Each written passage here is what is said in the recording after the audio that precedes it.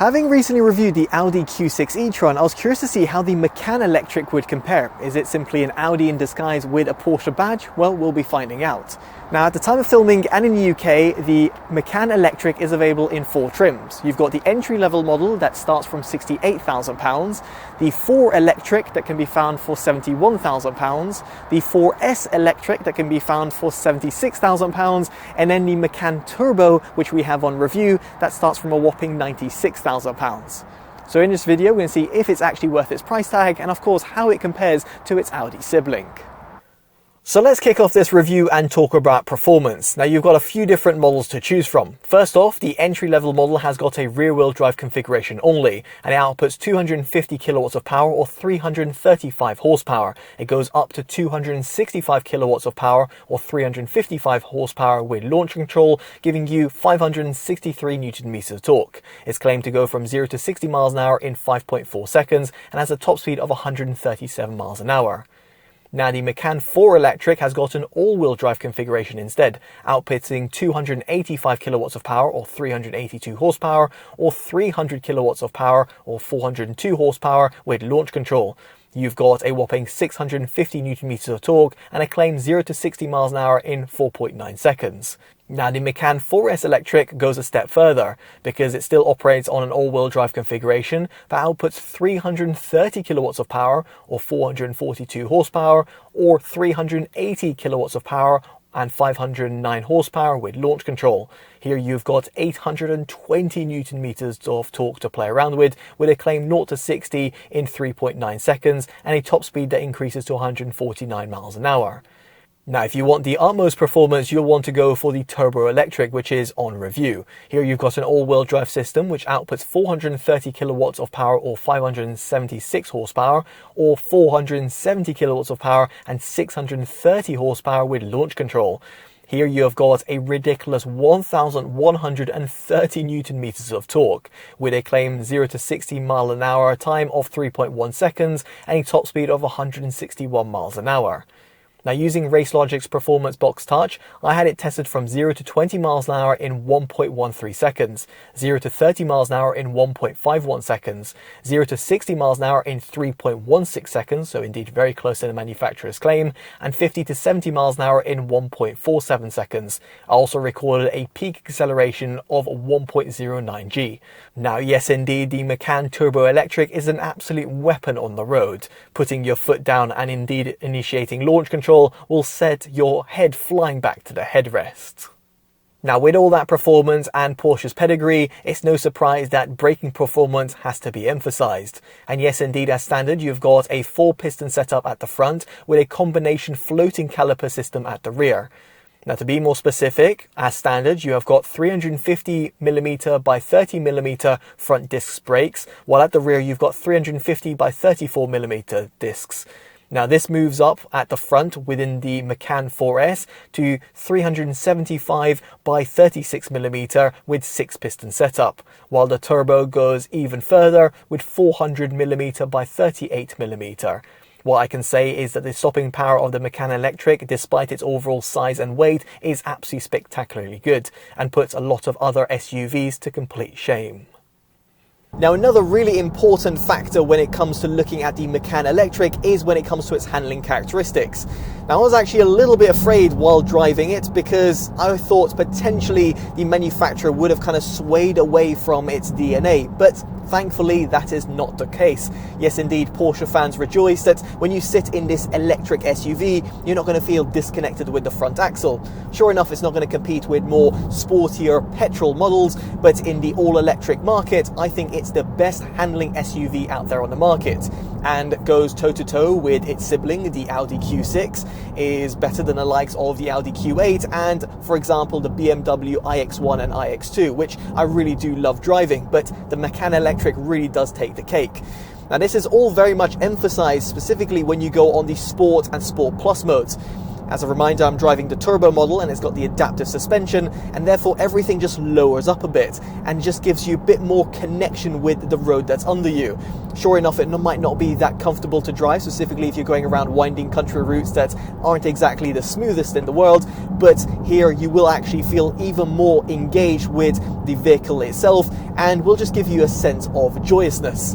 Now, in terms of the weight distribution, the Macan Turbo has a 48% front and 52% rear, while the rear-wheel drive model, so not the all-wheel drive models, is claimed to go at roughly 46% at the front and 54% at the rear. So therefore that weight distribution does become skewed a little bit when the secondary motor is taken away, in other words from the front axle, while the Macan Turbo does do a pretty good job of getting close to that golden 50-50% ratio. Now, I'd also like to highlight over here that the all-wheel drive models, including the Turbo that's on review, does actually prioritize the rear wheel drive. In other words, the rear axle is prioritized with the motor that's planted at the back because it betters the overall efficiency. If, however, you're going to be putting your foot down, or for example, you go on the Sport or the Sport Plus modes, the front motor will kick in and intelligently work as an all-wheel drive system. So yes, indeed, the vehicle is trying to prioritize range, but where needed, it has fantastic traction. And when chucking around winding country routes, I had no issues whatsoever when it came to laying down the power. And given that the Turbo model actually has an absolute ton of power to play around with, it's actually pretty impressive to see what the manufacturer has been able to achieve. Now, aside from all of that, what about when it comes to the overall driving comfort? Now, having driven the Audi Q6 is actually pretty disappointing when it comes to its stock configuration. And indeed over here, the entry-level model and the Macan 4 have got a steel spring setup with hydraulic dampers and front and rear aluminium 5-link axle. Now, should you want to better the experience, and in my opinion it's certainly something that you might want to consider, you might want to go for Porsche's Active Suspension Management, PASM for short. It's available for £899 for these trims and is fitted as standard in the 4S model. Here you've got electronically controlled damping system with 2 valve dampers and continuous dampening control with 4 manually selectable modes via the infotainment system. Now, the turbo model goes a step further by replacing the steel springs with an adaptive single-chamber air suspension with self-leveling and height adjustment. This is actually available in the other trims for £2,064 or within the 4S model for £1,167. Now, truthfully, I think that the air suspension system is a great addition. However, it's still not up there with some of the other suspension systems that I've come across, albeit in different vehicles. Indeed, over here, the regular Taycan and the Cross Turismo performed far better, let alone the Audi Q8 e-tron, which in my opinion was really floaty and soft, but still very responsive when going around winding country routes. Here, instead, the Macan Electric suspension system, and in terms of its highest configuration within the turbo, still felt a little bit jittery while going on more challenging routes. And sure enough, it will suffice while pottering around town, but I was just expecting a bit more. Now, it's worth pointing out again that here the stock configuration that is found within the Macan Electric, which is identical to what you'll find in the Q6, is actually pretty poor. It does suffer quite a lot from those odd anomalies on the road and just leads for an uncomfortable driving experience. Don't get me wrong, it's not super stiff and really uncomfortable, but given the overall price tag of the Q6 and also the Macan Electric, you'd expect a far better configuration. I'm not really sure what's gone on over here because normally the suspension systems of Audi and Porsche vehicles is something to behold, but within this vehicle and the platform that's been chosen, I just feel that it's a little bit of an odd mismatch. Now, aside from some of its shortcomings that I noticed, I should mention that the turbo model also has an electronically controlled rear axle differential in order for it to benefit from Porsche's Torque Vectoring Plus. It's actually available as an option in the Macan 4S only for £1,158. And this certainly does do a tremendous job while going around winding country roads at speeds because the vehicle feels really planted and gives you that fantastic level of traction. Now, with all that useful information out of the way, what about when it comes to the all-important electric range? Well, here all the Macan Electrics have got the same 100 kilowatt hour battery capacity, or 95 kilowatt hour net and usable. Now, there is also a heat pump that comes included as standard across the entire trim range, which is certainly appreciated because it bolsters the overall efficiency on those colder climate scenarios, because it heats up the cabin from energy that's dissipated from the vehicle's electronics, for example, the battery pack. Now, when it comes to the overall range claims, at least according to the manufacturer and via the WLTP test cycle, they sit between 320 to 400 miles. It's very much dependent on terms of which trim level you go for, and also the options, for example, the different wheels that you can go for. Now, the vehicle that I am actually reviewing is technically not exactly the most efficient or the longest range Macan out there, because it is the turbo and also has got the 21-inch alloys. Now, nonetheless, I actually netted a pretty respectable 230 to 250 miles from my mixed driving tests. And while that's not exactly impressive and does sit below some of its key competitors, it is worth considering over here the sheer amount of power that's available with the turbo model and the overall driving experience that you're getting. I'm not exactly defending Porsche in this department, but just saying over here that the overall electric range should suffice for most consumers. But of course, if you're looking for better electric range, or indeed expected better range given the overall price tag of the Macan Electric, well, over here you'll just have to look elsewhere. For example, with the likes of the Tesla Model Y reigning supreme in this department. Now, to be as efficient as possible, there is regenerative braking, and unfortunately over here it's actually quite light. If I were to lift off at roughly 40 miles an hour, the vehicle still feels like it is coasting. Sure enough, it is recouping a little bit of energy, but it's not as harsh as one might expect, a complaint I've had with other Porsche vehicles and other vehicles from the Volkswagen Group. But oddly, if you do look at its sibling, the Audi Q6 or the SQ6, these have actually got a full one-pedal drive and also some paddle shifters behind the steering wheel, which allow you to adjust the regenerative braking feel on the fly, which is something that I really do love having. Unfortunately, that's not the case with the Macan Electric, and therefore makes it feel a little bit more cumbersome when you're just pottering around town, because you'll still have to resort to using the physical brake pedal. Now, aside from recouping energy while on the move, you can of course plug it in. And here it's great to see that you've got a Type 2 port on either side of the vehicle, although the faster CCS port will be only available on one of the sides.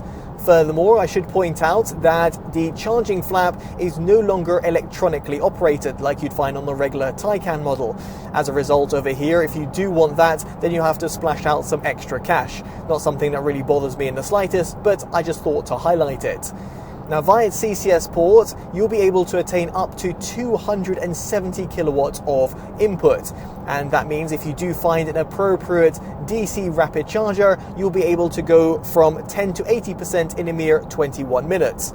If, however, you were to find a 135 kilowatt charger instead, those, for example, that will be a little bit more commonly found on the motorway, it will take you 33 minutes to attain the same level of charge.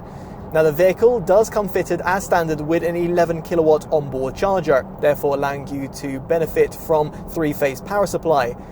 Here you can go from 0 to 100% in 10 hours. If you were to go for a regular wall box like you'd find at home, it will take a little bit longer, while a 3-pin input will take you over 35 hours. So next up we get onto its interior design, and here it's no surprise that Porsche has not cheaped out. The Macan Electric really feels luxurious, from the use of materials that are found towards the dashboard, the steering wheel, the door trims, the headliner, and in terms of the upholstery and stitching work, it all very much looks and feels the part.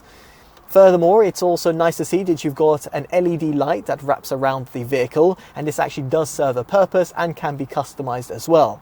In terms of your customization options, well, over here you can pretty much knock your socks off and spend up to £3,300 with different finishes. But even then, in terms of what the stock configuration offers and in the base level Macan Electric, it still very much looks and feels the part.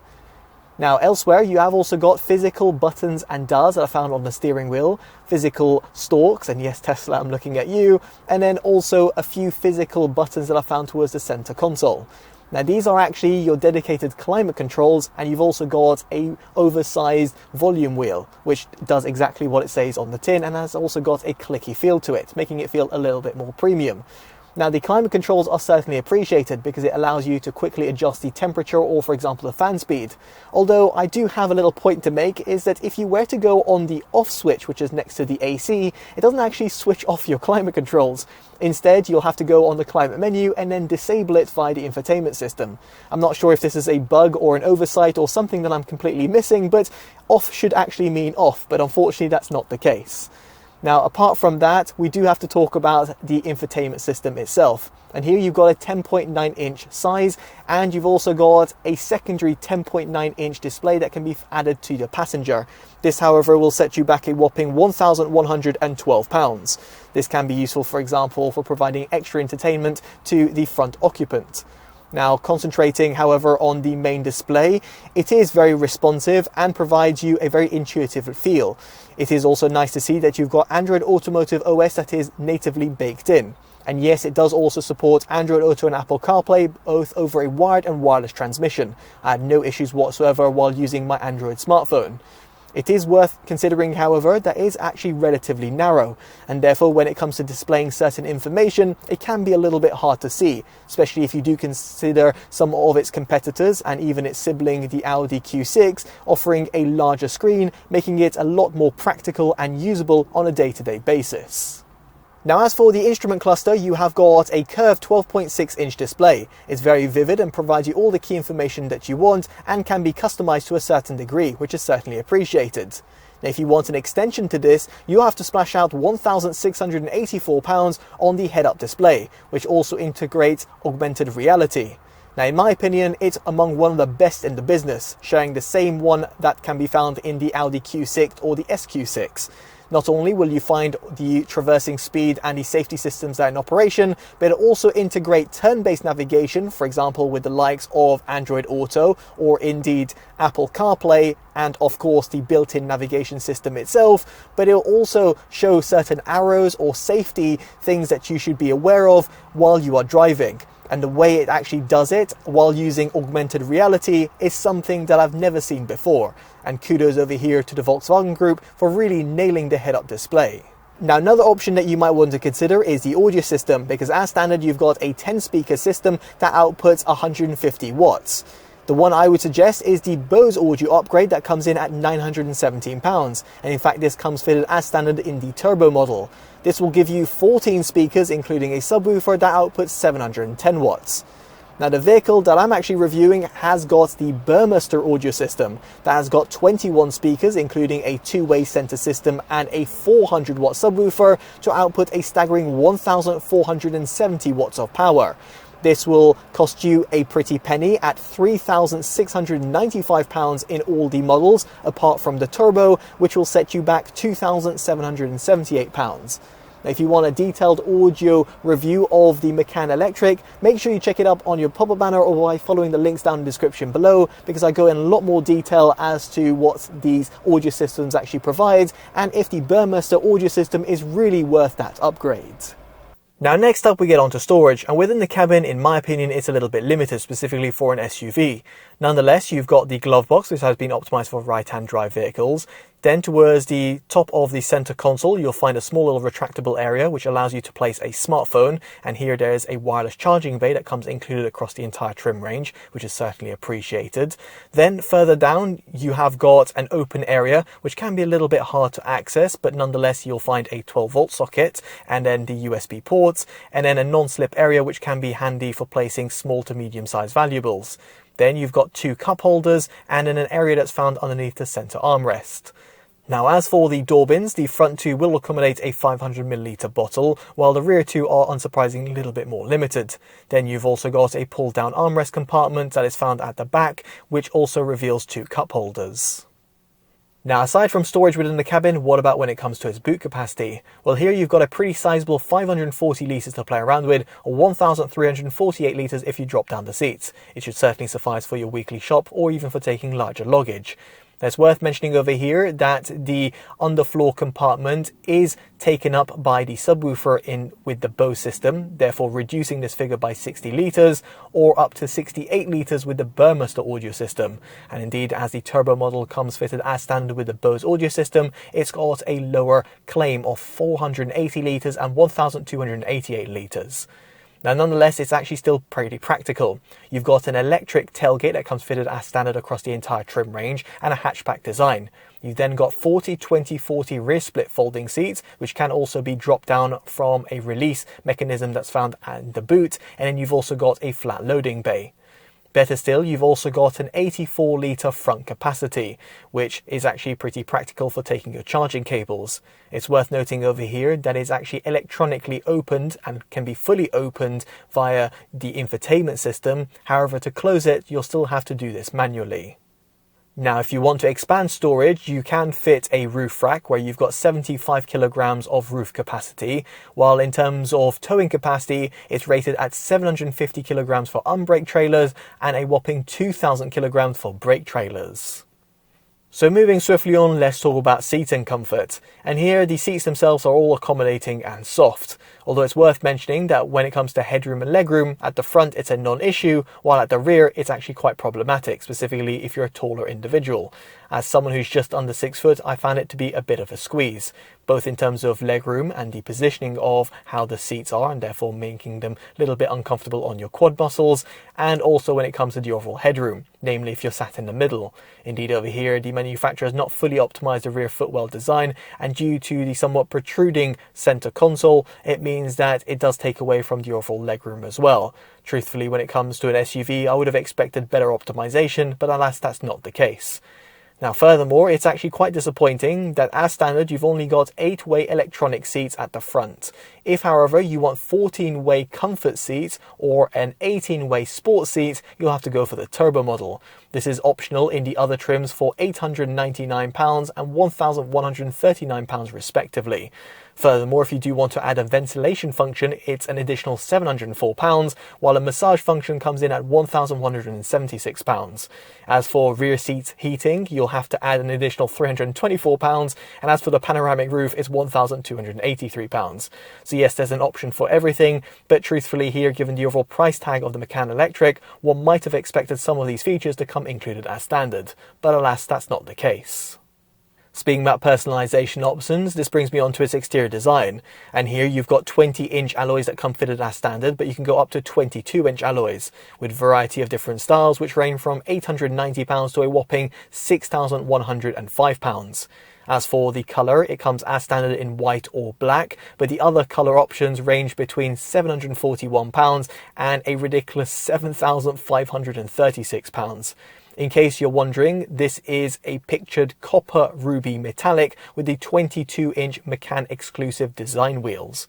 Now, in terms of the overall aesthetics of the vehicle itself, I really have no complaints. Even in terms of its stock configuration, I really do love what Porsche have done. It really has Porsche's DNA written all over it, from its somewhat aggressive design at the front and at the rear, and its really nice silhouette towards the side. And while you don't exactly have body-coloured wheel arches and side skirts, it still doesn't take away from the overall look of the vehicle. Truthfully, it very much does look a Porsche on the road, and in terms of the overall aesthetics, is very much in line with the rest of Porsche's fleet. But of course, looks are very subjective, so I'd be curious to know what you make of its design down in the comment section below. Now, what isn't subjective but is actually purely objective is the safety credentials of this vehicle. It scored 5 out of 5 stars on Euro NCAP's test, scoring a pretty high 90% in its adult occupancy test, 90% in child occupancy, and 78% in its safety assist score.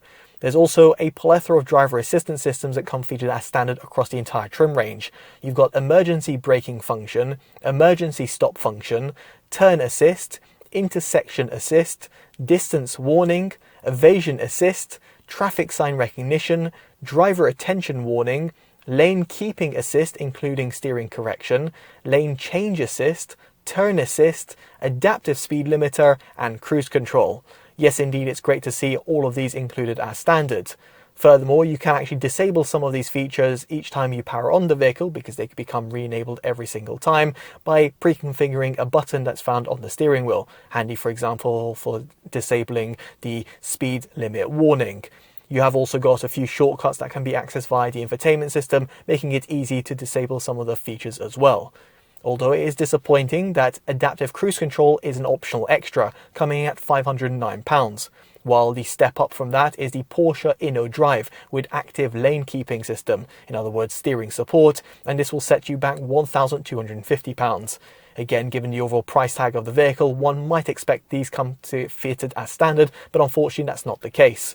And having driven the press vehicle with the Porsche InnoDrive system, it does actually work a treat by not only keeping you at a safe distance from the leading vehicle, but that steering support actually does work very well, even while dealing with certain bends on the motorway. Now moving on, we get on to visibility, and within the cabin it's actually pretty good at the front and at the side. It's also nice to see that the A-pillars have been optimized. However, at the rear it's actually quite limited. Thankfully, you have got front and rear parking sensors and a rear camera that comes fitted as standard across the entire trim range. Now, should you want to up the ante and you want a 360-degree view of the vehicle, in other words, via the surround view package, you can go for this, which will set you back an additional £833. This also includes active parking assistance. Now, in terms of parking the vehicle itself, it's actually quite a breeze. You've got a 12.1 meter turning circle, although this actually drops down to 11.1 meter with ring steering. Yes, indeed, this is the first inclusion of it within a Macan, and it actually works under 50 miles an hour in turning in the opposite direction from the front axle, therefore reducing the steering input by 24%. Rear axle steering is available for an additional £1,445. Elsewhere, you've also got rear cross traffic alert and exit warning, which gives you extra bit of peace of mind when it comes to doing any sort of parking maneuvers. So with all that in mind, it brings us on to our verdict of the Macan Electric. And make no mistake, it's not just an Audi that's been rebadged as a Porsche, it very much has its own DNA. And that is from the extensive list of options that the manufacturer is offering, to the exterior and interior design, and more importantly, the driving dynamics, which in my opinion is its key selling point. It's not to say that the Audi is bad in this department, far from it. It is pretty much the second best out there, but the utmost is definitely when it comes to this Porsche Macan. Now, with that said, should you be going out and buying the Porsche? Well, that's for you to decide. If you really want that utmost connection with the road and you want something that's quite luxurious and pretty packaged up with plenty of features, at least if you do add the additional options on top, then the Macan is for you. If not, go out for the Audi Q6, or alternatively look at some of the alternatives, some of which I've reviewed will be down in the description below for your own consideration. From vehicles that give you better electric range to those that will give you much better set of features that come as standard at a cheaper price point. Now, I'd be curious to know which electric SUV you would pick down in the comment section below and what you make of the electric Macan. Now, if you have enjoyed this detailed independent review, definitely do consider dropping a like, subscribing and hitting that bell notification, all of which would be greatly appreciated. As such, I've been Chris from TotallyEV, and I'll hopefully see you next one. Take care of yourselves and goodbye.